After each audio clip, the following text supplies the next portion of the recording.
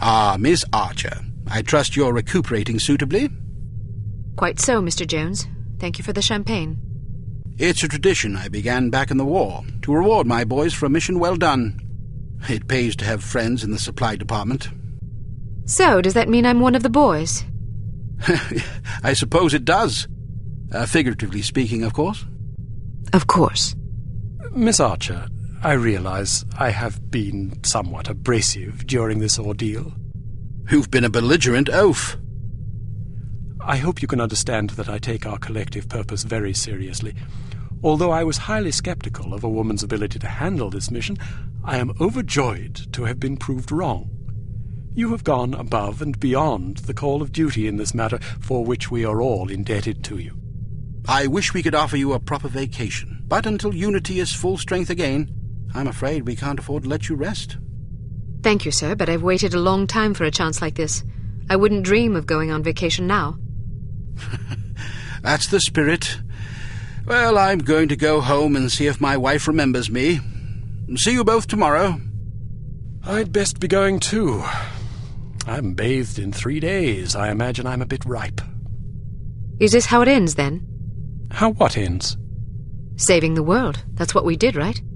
Yes, that is what we did. Is it always like this? Weary farewells and shuffling off home for a hot bath and a good night's sleep? A good night's sleep if you're lucky. Yes, Agent Archer, it is always like this. Saving the world is our job, you see. If we do it properly, nobody even knows the world is in jeopardy to begin with. Not a lot of fanfare, I suppose. Just the satisfaction of a job well done. An important job. I like to think so. Good night, Agent Archer. Good night, Mr. Smith. Good night.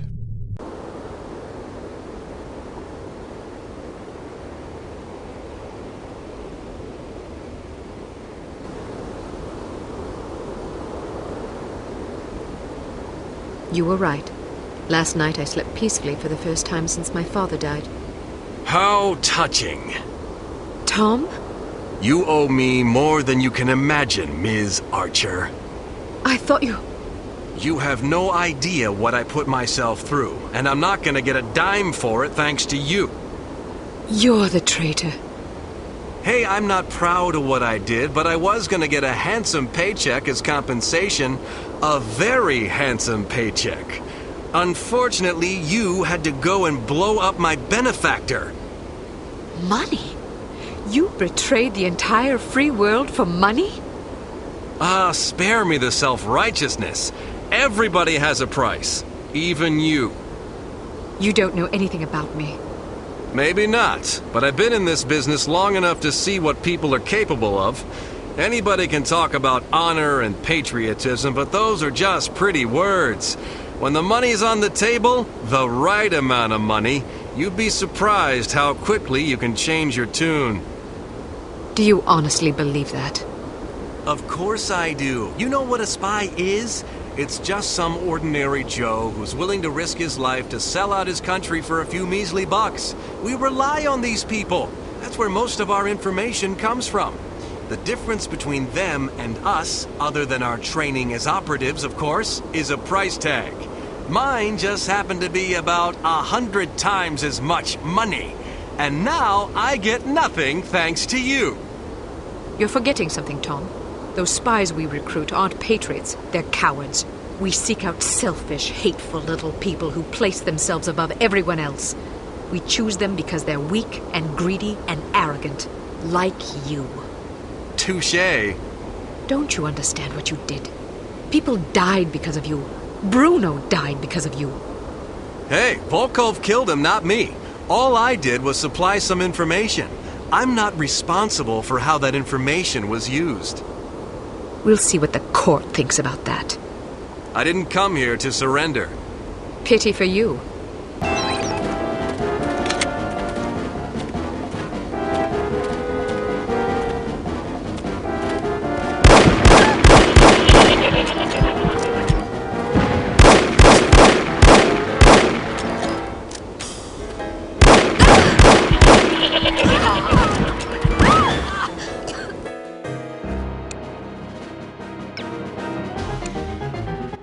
Ah, Miss Archer, I trust you're recuperating suitably.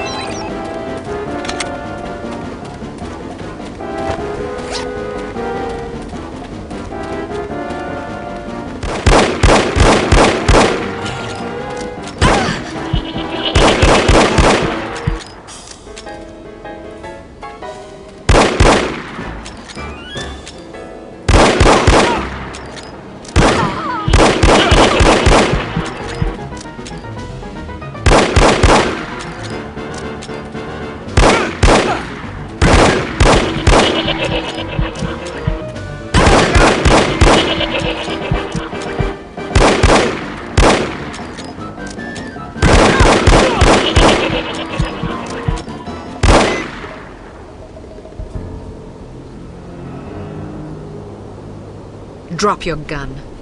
Or what? Are you gonna shoot me in cold blood? If I have to. That's mighty tough talk for a little girl.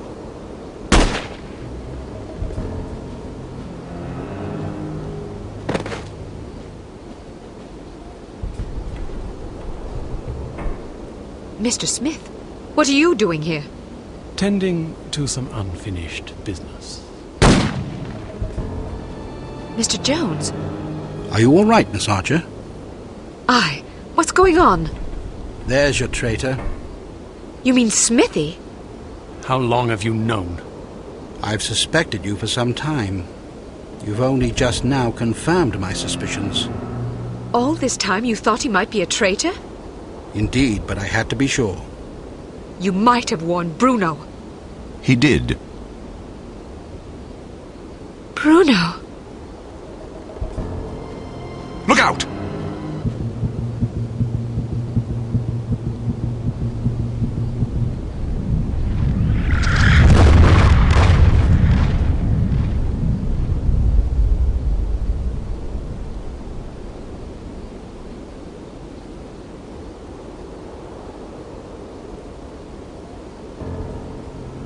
Everyone okay?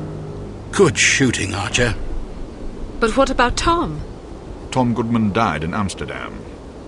What? But I thought... The man you knew as Tom Goodman was an imposter. His real name was Melvin Blitzney. He's a former vacuum cleaner salesman from Akron, Ohio. I don't understand. It's quite simple.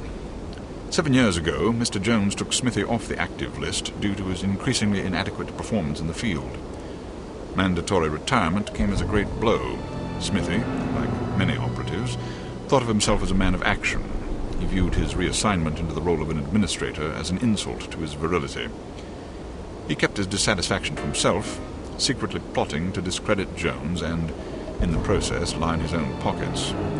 To this end, he recruited Melvin Blitzney, who underwent plastic surgery, extensive training, and months of voice lessons in order to become Tom Goodman, for whom Smithy, meanwhile, laid a deadly trap in Amsterdam. How did Smithy hook up with a vacuum cleaner salesman from Ohio? Apparently, they met in a bar in Florida on one of Smithy's last assignments. Anyhow, with Goodman out of the way and no one any the wiser, Smithy launched the next phase of his scheme, which was to nurture a relationship with an up-and-coming terrorist organization. He chose harm. His plan was to create an international incident of staggering proportions and simultaneously cripple Unity so that we would have no choice but to capitulate. Such an unmitigated failure would force Mr. Jones to step down, giving Smithy control of Unity and also a handsome payoff in a secret bank account in Zurich. But what about Morocco? It was a trap meant to snare us both. Mr. Jones and I agreed that it would serve as a perfect opportunity for me to disappear for a while. You might have warned me, you know. We couldn't risk tipping our hand. You mean you didn't think I could keep a secret? Keeping a secret wasn't enough. Smithy had to believe I was dead, which meant that you had to believe it as well. I'm truly sorry, Kate. Oh, you will be. But there are still some things I don't understand. Smithy was extremely forthcoming with information for someone who wanted us to fail. Every mission he sent you on was a trap.